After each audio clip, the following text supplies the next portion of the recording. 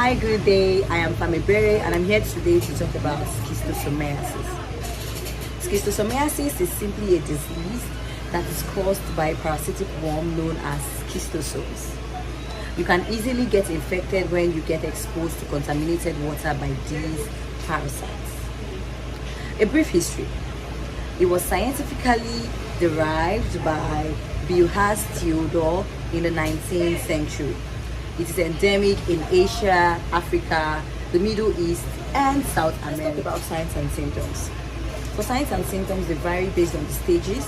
We have the early stage and we have the chronic stage. For the early stage, we have it ranging within weeks, or within days to weeks. And then for the chronic stage, we have it ranging between months and even years. For the early stage, it can present as an itchy rash, chills, fever, muscle aches, and cough. But for the end stage, which is the chronic stage, we have abdominal pain, we have liver damage, we have kidney damage, we have damage to major end organs, we have blood in urine, we have blood in stool, we have severe abdominal pain, and we also have diarrhea, liver, spleen enlargement, and to mention but a few. For the diagnosis, we talk about laboratory tests.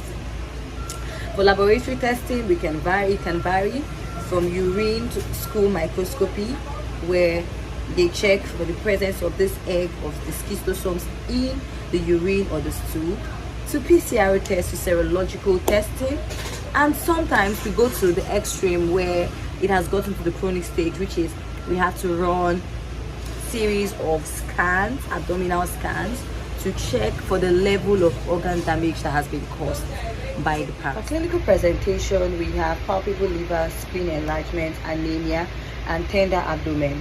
But in chronic cases, we have distended abdomen, visible veins, and genital lesions. Differential diagnosis, we're talking about conditions that mimic schistosomiasis.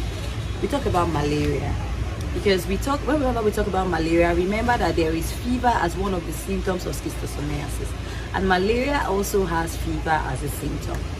But guess what? There is no malaria known to cause blood in urine or blood in stool. Therefore, that is the distinctive feature for you to note when it is malaria and when it is schistosomiasis. We have hepatitis, which has similar liver symptoms but does not have parasite exposure. Causes and risk factors, it is caused by Schistosoma species, caused by freshwater snails that exposes these schistosomes into the water bodies. The risk factors are swimming or bathing with contaminated water, poor sanitation, and living in or visiting endemic areas. Treatment and management, we have the use of drugs and then public health measures. For the use of drugs, we have praziquantel as our drug of choice. Praziquantel is a bactericidal. That means it kills the parasite. For the public health measures, we have health education, we have sanitation of the environment, and we have snail control in freshwater bodies. For prognosis, it's very important that early treatment is advised, and it's very important that you treat early once schistosomiasis has been diagnosed.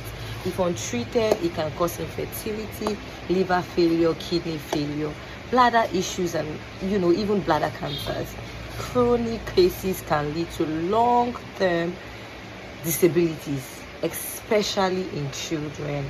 Cases can lead to long-term disabilities, especially in children. Take schistosomiasis, very important. Check out the symptoms. Make sure that you run early treatment, and when it's getting to the end phase, make sure you see a doctor. Make sure you treat. And thank you so much for listening. See you in the next video. Bye.